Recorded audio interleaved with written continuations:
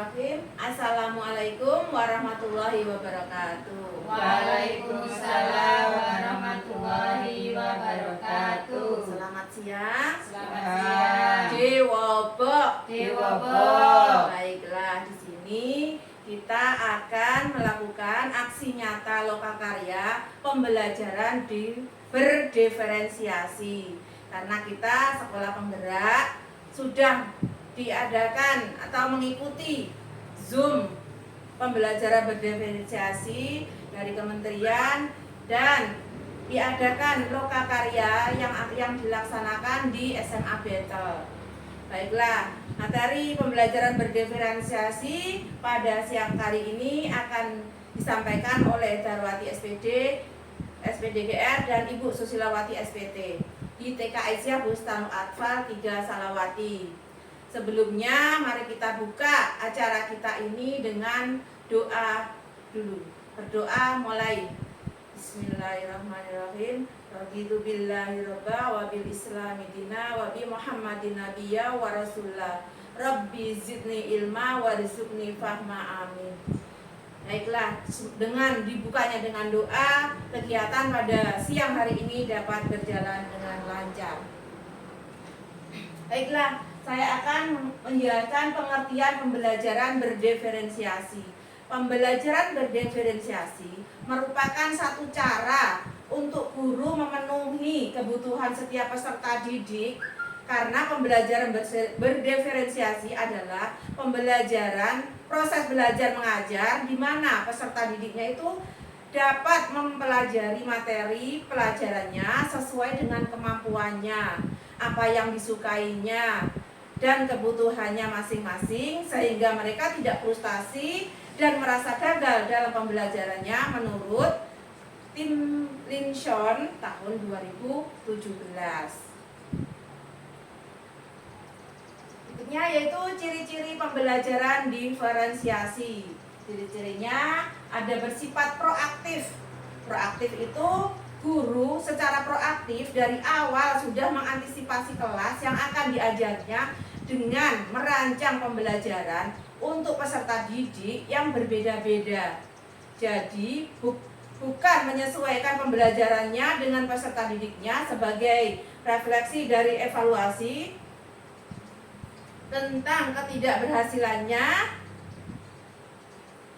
pembelajaran sebelumnya. Jadi bersifat proaktif guru dengan muridnya. Yang berikutnya menekankan kualitas daripada kuantitasnya. Kualitasnya yang ditekankan. Dalam pembelajaran berdiferensiasi, kualitas dari tugas lebih disesuaikan dengan kebutuhan peserta didik, bukan kemauan gurunya. Jadi bukan berarti anak yang pandai setelah selesai mengerjakan tugasnya akan diberi tugas tambahan yang sama, namun diberikan tugas lainnya yang dapat menambah keterampilannya. Jadi anak itu dikelompokkan menurut asesmen melalui asesmen awal. Berikutnya yaitu berakar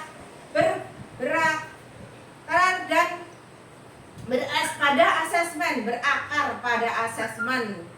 Guru selalu mengakses pada peserta didik dengan berbagai cara untuk mengetahui keberadaan mereka pada setiap pembelajaran, sehingga berdasarkan hasil asesmen tersebut guru dapat menyesuaikan pembelajaran dengan kebutuhan mereka. Jadi anak itu dikelompokkan menurut minat dan bakatnya mereka masing-masing dan sesuai dengan kemampuannya yang berbeda-beda, namun bisa juga digabungkan karena akan membantu jika anak tersebut bisa, ada yang sudah mampu dan ada yang belum mampu. Jadi yang belum mampu bisa terbantu oleh anak yang sudah mampu. Nah, berikutnya itu menyediakan berbagai pendekatan dalam konten, proses pembelajaran, produk yang dihasilkan, dan juga lingkungan belajarnya. Maksudnya dalam pembelajaran berdiferensiasi ada 4 unsur yang akan disesuaikan dengan tingkat kesiapan peserta didik dalam mempelajari materinya.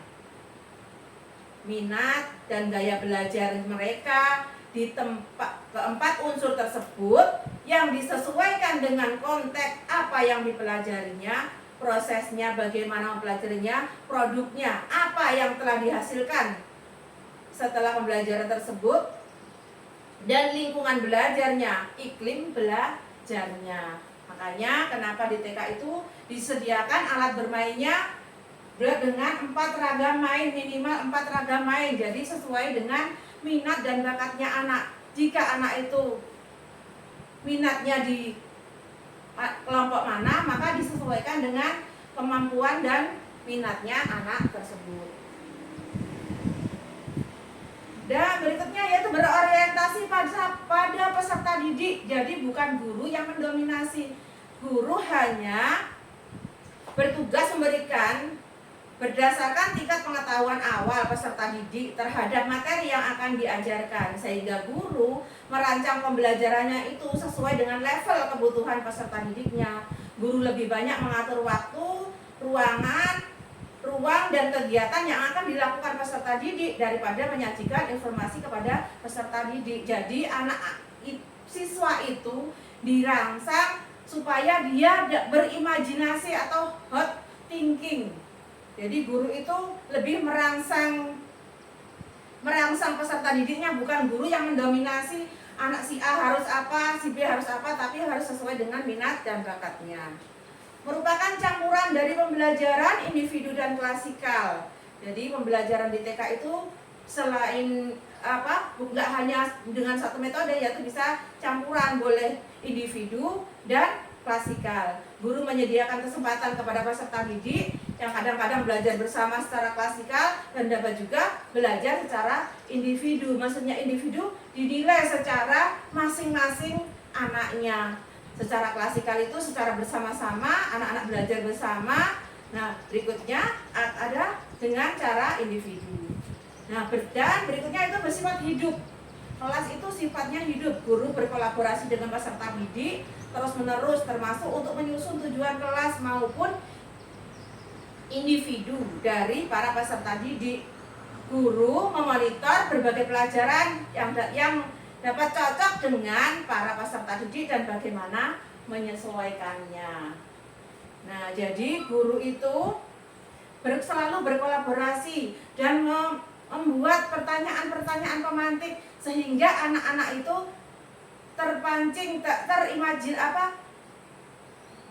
terpancing untuk mengungkapkan apa yang ada di dirinya, memotivasi dirinya supaya dia berpikir lebih berkembang lagi. Mungkin dari saya itu yang dapat saya sampaikan, selebihnya akan disampaikan oleh Ibu Guru Susilowati SPT. Pada Ibu kami persilahkan.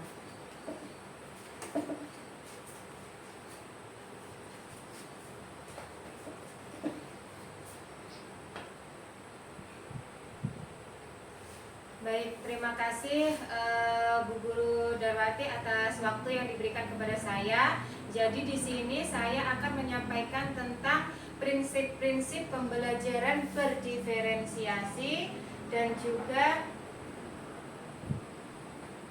keragaman peserta didik. Nah, yang pertama kita akan bahas mengenai ciri-ciri pembelajaran berdiferensiasi. Jadi di sini kita akan lihat ada 5 prinsip pembelajaran berdiferensiasi. Yang pertama, jadi ini larinya dari sini ke sebelah sana. Yang pertama adalah lingkungan belajar. Yang kedua, kurikulum yang berkualitas. Yang ketiga, asesmen berkelanjutan. Yang keempat, pengajaran responsif. Dan yang kelima, kepemimpinan dan rutinitas kelas. Kita akan bahas yang pertama, yaitu lingkungan belajar. Jadi lingkungan belajar yang dimaksud meliputi lingkungan fisik sekolah dan kelas di mana peserta didik menghabiskan waktunya dalam belajar di sekolah. Iklim belajar merujuk pada situasi dan kondisi yang dirasakan peserta didik saat belajar relasi dan berinteraksi dengan peserta didik lain maupun gurunya. Jadi lingkungan yang dimaksud itu merupakan lingkungan fisik di seluruh sekolah dan di dalam kelas. Jadi bukan hanya di dalam kelas saja atau di luar kelas saja. Jadi meliputi di dalam dan di luar kelas. Kemudian yang selanjutnya adalah kurikulum yang berkualitas. Nah, kurikulum yang berkualitas ini yang pertama harus memiliki tujuan yang jelas. Jadi sebelum kita membuat rancangan pembelajaran, yang pertama kali kita harus menentukan dulu apa tujuan pembelajarannya. Kemudian yang kedua, fokus guru dalam mengajar adalah pada pengertian peserta didik, bukan pada materi yang dihafalkan oleh guru. Jadi seperti yang tadi sudah disampaikan oleh Bu Guru Darwati, ini model pembelajarannya berfokus kepada peserta didik atau kepada murid. Jadi bukan kepada gurunya. Terus kemudian bersifat teaching up, yang artinya tidak ada satupun peserta didik yang tertinggal atau berhenti dalam pengajaran. Jadi kita harus melihat keragaman peserta didik itu, kita harus melihat jangan sampai ada satu atau beberapa peserta didik yang sebenarnya belum mampu, tetapi kita lanjut terus materinya, begitu. Jadi kita harus memastikan bahwa seluruh peserta didik di dalam kelas itu betul-betul sudah memahami apa yang kita sampaikan, begitu. Sudah dapat mengikuti, dapat mencapai tujuan kita itu sudah dapat dicapai oleh seluruh peserta didik tersebut. Kemudian dapat menantang semua peserta didiknya, baik yang memiliki kemampuan di atas rata-rata, yang sedang maupun yang di bawah rata-rata. Jadi semua peserta didik di dalam kelas itu merasa tertantang, merasa antusias untuk belajar, merasa semangat untuk belajar. Bukan cuma domblong ngikutin maunya, maksudnya bukan cuma domblong saja, tidak mengikuti apa namanya yang diarahkan atau tidak mengikuti minatnya. Jadi kalau kita sudah menentukan kelompok-kelompok peserta didik, kita pasti tahu nanti minatnya yang kemana sesuai dengan minat bakat dan kemampuannya. Jadi tidak ada peserta didik yang tertinggal dan walaupun kemampuannya misalnya di bawah rata-rata atau di atas rata-rata, kita tetap dapat memperlakukannya dengan sama begitu. Kemudian yang selanjutnya, asesmen berkelanjutan. Jadi asesmen ini dibagi menjadi 3 komponen penting. Yang pertama adalah asesmen awal. Asesmen awal itu dilakukan sebelum memulai pembelajaran. Jadi sebelum materi itu diberikan, kita harus mengetahui dulu. Jadi tujuannya untuk mengetahui sampai sejauh mana peserta didik memahami bahan atau materi pelajaran yang akan dipelajari, dan juga mengukur sejauh mana kesiapan atau kedekatan peserta didik terhadap tujuan pembelajaran. Kemudian selanjutnya adalah asesmen formatif. Jadi asesmen formatif ini bertujuan untuk memantau dan memperbaiki proses pembelajaran serta mengevaluasi pencapaian tujuan pembelajaran sesuai dengan tujuannya. Asesmen formatif dapat dilakukan di awal dan di sepanjang proses pembelajaran. Jadi asesmen formatif ini dilakukan dari sebelum memulai kelas sampai anak-anak pulang.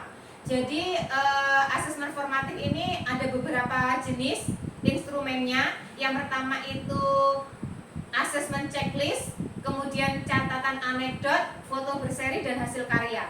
Di mana catatan anekdot ini dilakukan pada mulai anak-anak masuk ke lingkungan sekolah.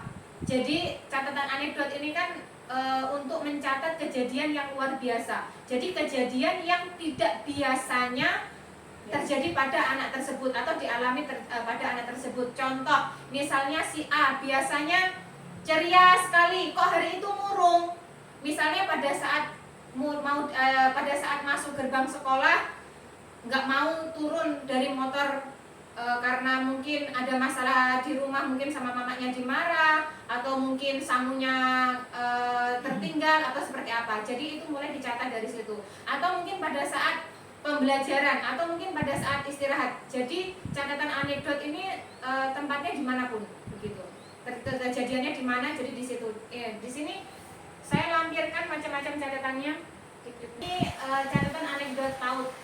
Jadi di sini ada yang paling atas ini ada kelompok usia sama nama gurunya, terus di bawah sini nama anak. Jadi satu lembar ini bisa masuk beberapa hari atau beberapa nama anak. Jadi di situ ada nomor, nama, tempat, waktu, dan perilakunya. Jadi perilaku istimewanya apa itu yang ditulis. Bisa yang perilakunya baik atau mungkin bisa yang pada saat itu perilakunya kurang baik, bisa dikasih masuk di situ. Ibu,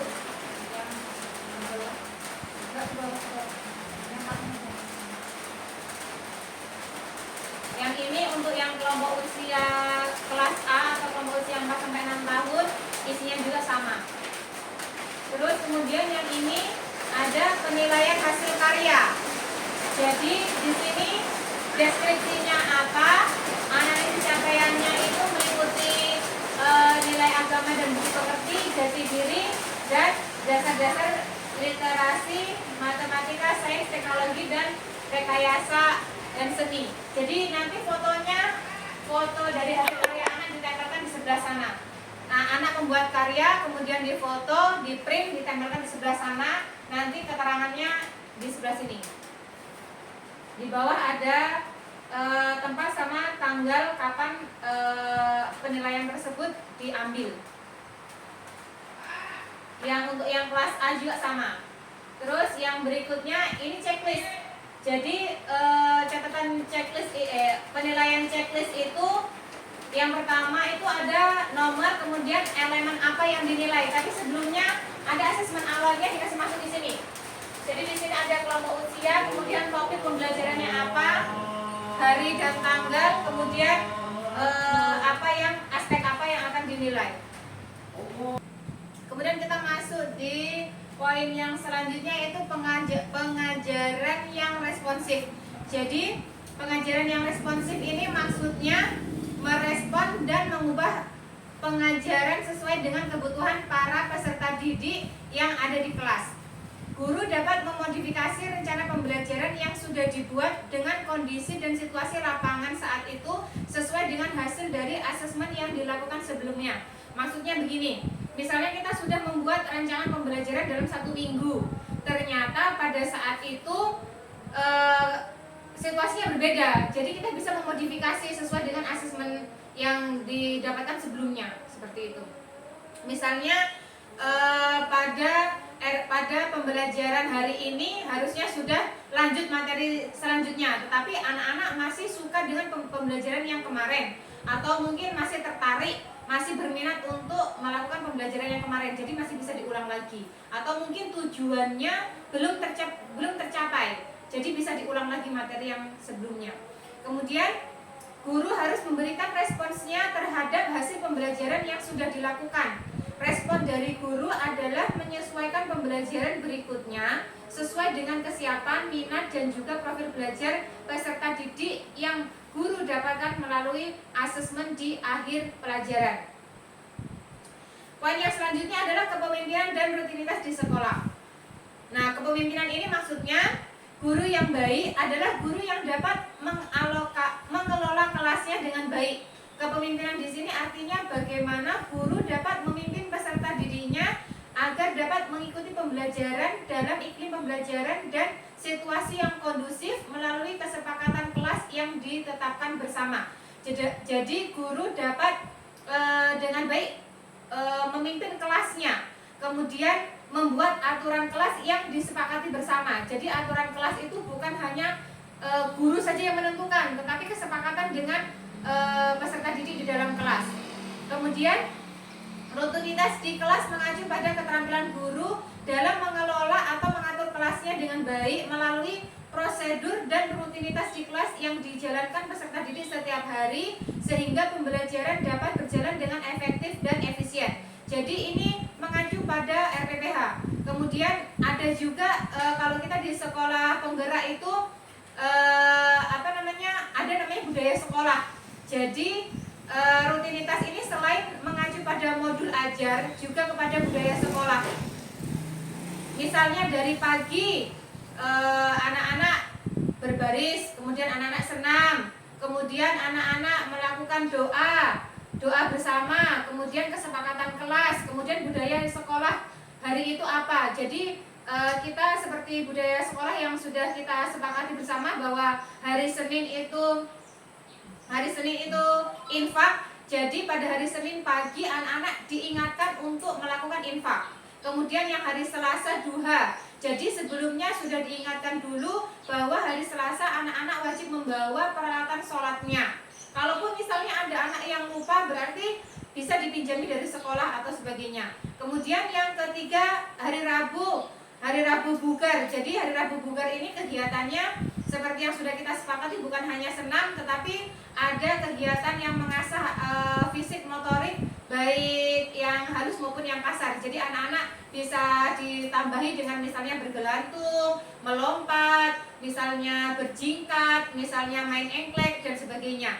Kemudian hari Kamis ini kita Kamis sehat, itu biasanya kita gosok gigi, jadi membiasakan pola hidup bersih dan sehat kepada anak-anak. Jadi misalnya menanyakan satu hari mandi berapa kali, terus sikat giginya seperti apa. Jadi kita membiasakan anak-anak untuk rajin sikat gigi, misalnya minimal satu hari 2 kali, dan bagaimana mencontohkan sikat gigi yang benar.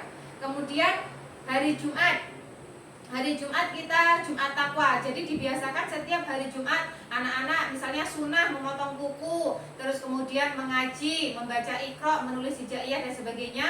Kemudian yang hari Sabtu ini kita Sabtu giziku.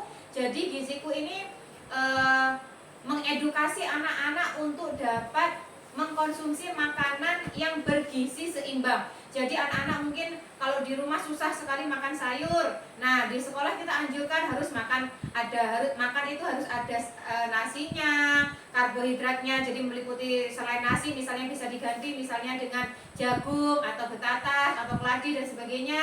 Kemudian harus ada vitaminnya yang berasal dari sayur dan buah. Kemudian ada protein hewaninya, protein nabatinya, seperti itu. Selain kita membiasakan, kita juga harus mengedukasi anak-anak dan juga orang tuanya untuk dapat memberikan atau menyuguhkan makanan yang bergizi seimbang untuk pencegahan stunting, untuk menunjang perkembangan dan pertumbuhan anak-anak, seperti itu. Kemudian selanjutnya kita akan membahas keragaman peserta didik.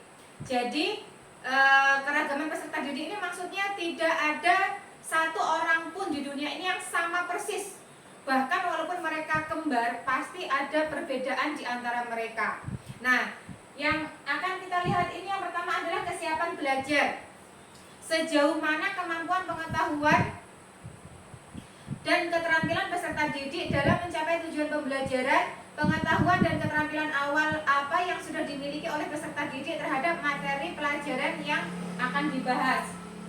Jadi yang pertama itu kesiapan belajar, kemudian yang kedua minat. Guru dapat menanyakan kepada para peserta didik apa yang mereka minati, hobi mereka, atau pelajaran yang disukai. Jadi sebelum pembelajaran ini sudah bisa ditanyakan.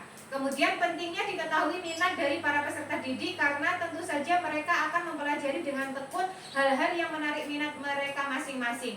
Jadi mereka itu berbeda-beda sekali minatnya. Jadi nanti pembelajarannya itu disesuaikan dengan bakat dan minat yang mereka miliki. Kemudian yang ketiga adalah profil atau gaya belajar. Ini maksudnya pendekatan atau bagaimana cara paling disenangi peserta didik agar mereka dapat memahami pelajaran dengan baik. Jadi mereka itu ada yang senang belajar dalam kelompok besar, ada juga yang senangnya belajar dalam kelompok kecil, atau ada juga senangnya yang belajar sendiri, nggak mau diganggu teman, nggak mau belajar sama teman-temannya, seperti itu. Kemudian ada yang dapat belajar lewat pendengaran saja atau tipe auditori. Ada yang harus melihat gambar-gambar atau yang cukup hanya melihat tulisan saja atau yang disebut dengan tipe visual. Namun ada pula peserta didik yang memahami pelajaran dengan cara bergerak, baik menggerakkan hanya sebagian atau seluruh tubuhnya. Kinestik ini maksudnya anak itu nggak bisa diam. Jadi kalau disuruh nulis susah sekali untuk duduk diam dengarkan guru itu susah sekali, maunya lari ke sana lari kemari. Jadi itu mungkin bisa kita beri dengan misalnya membawa bendera ditancapkan dari titik satu ke titik yang lainnya, atau mungkin gambar yang sudah disiapkan misalnya disesuaikan dengan temanya, gambar kendaraan mana yang dipilih kemudian berlari seperti itu. Jadi anak itu betul-betul nggak bisa diam. Terus ada juga peserta didik yang hanya dapat mengerti jika ia memegang atau menyentuh benda-benda yang menjadi materi pelajaran atau yang berhubungan dengan pelajaran yang sedang dipelajarinya. Jadi ada anak yang nggak suka berhalusinasi begitu, maunya itu pegang aslinya, maunya memegang benda yang sesuai dengan tema yang diajarkan. Misalnya kita belajarnya tentang kendaraan, anak itu maunya itu dimegang kendaraan atau megang miniatur atau megang atau megang contoh kendaraan mini seperti itu. Jadi mereka nggak mau berhalusinasi atau membayangkan begitu, maunya yang dipegang secara nyata seperti itu. Nah, ini elemen yang berdiferensiasi itu meliputi 4 aspek. Yang pertama konten, kemudian yang kedua proses, kemudian yang ketiga produk, dan lingkungan belajar. Konten itu maksudnya materi yang akan diajarkan oleh guru di kelas atau materi yang akan dipelajari oleh peserta didik di kelas. Dalam pembelajaran berdiferensiasi ada 2 cara membuat konten pelajaran berbeda, yaitu yang pertama menyesuaikan apa yang akan diajarkan oleh guru atau apa yang akan dipelajari oleh peserta didik berdasarkan tingkat kesiapan dan minat peserta didik. Kemudian yang selanjutnya menyesuaikan bagaimana konten yang akan diajarkan atau dipelajari itu akan disampaikan oleh guru atau diperoleh oleh peserta didik berdasarkan profil gaya belajar yang dimiliki masing-masing peserta didik. Nah, strategi yang dapat dilakukan oleh guru untuk dapat mendiferensiasi konten yang akan dipelajari oleh peserta didik adalah yang pertama menyediakan pembelajaran mini. Kemudian yang kedua menyajikan materi dengan berbagai metode atau model pembelajaran, dan yang ketiga menyediakan berbagai sistem yang mendukung. Jadi menyediakan pembelajaran mini ini maksudnya anak-anak dibagi, pembelajaran tersebut dibagi misalnya beberapa kelompok, minimal 4 kelompok main, karena kita di TK anak-anak itu sukanya bermain, jadi kita menyediakan namanya bermain bermakna begitu. Jadi anak-anak belajarnya itu bermain, ya bermainnya belajar, belajarnya bermain, bermainnya belajar, tapi bermain itu yang bermakna, harus sesuai dengan tujuan yang ingin dicapai seperti itu. Jadi kita menyediakan berbagai sistem yang mendukung. Jadi misalnya disesuaikan dengan topik atau tema yang akan diajarkan pada hari itu. Mungkin seperti itu. Kemudian proses kegiatan yang dilakukan peserta didik di kelas. Kegiatan yang dilakukan harus memenuhi kriteria sebagai berikut. Yang pertama, proses itu harus baik, yaitu kegiatan yang menggunakan keterampilan informasi yang dimiliki peserta didik. Dan yang kedua, berbeda dalam hal tingkat kesulitan dan pencapaiannya. Untuk produk merupakan hasil akhir dari pembelajaran untuk menunjukkan keterampilan kemampuan pengetahuan, keterampilan, dan pemahaman peserta didik setelah menyelesaikan 1 unit pelajaran atau bahkan setelah membahas materi pelajaran selama 1 semester. Maksudnya produknya ini akhirnya ini dituangkan dalam rapot akhir semester seperti itu. Kemudian lingkungan belajar. Pada dasarnya guru perlu menciptakan suasana dan lingkungan belajar yang menyenangkan bagi peserta didik sehingga merasa aman, nyaman, dan tenang dalam belajar karena kebutuhan mereka terpenuhi. Jadi anak-anak itu akan merasa betah di sekolah. Jadi betah di sekolah, kemudian motivasi untuk belajar itu tinggi, motivasi untuk datang ke sekolah itu tinggi. Jadi anak-anak itu jarang yang namanya bolos atau tidak masuk sekolah tanpa alasan seperti itu. Berarti itu kita sudah, kalau misalnya anak-anak sudah berhasil masuk terus setiap hari, sudah berhasil termotivasi untuk belajar, berarti kita sudah berhasil menciptakan lingkungan belajar yang nyaman untuk anak. Mungkin dari saya sekian untuk pembelajaran berdiferensiasi. Selanjutnya kita akan diskusi atau tanya jawab. Mungkin ada yang ingin ditanyakan, dipersilakan kita diskusi bersama-sama.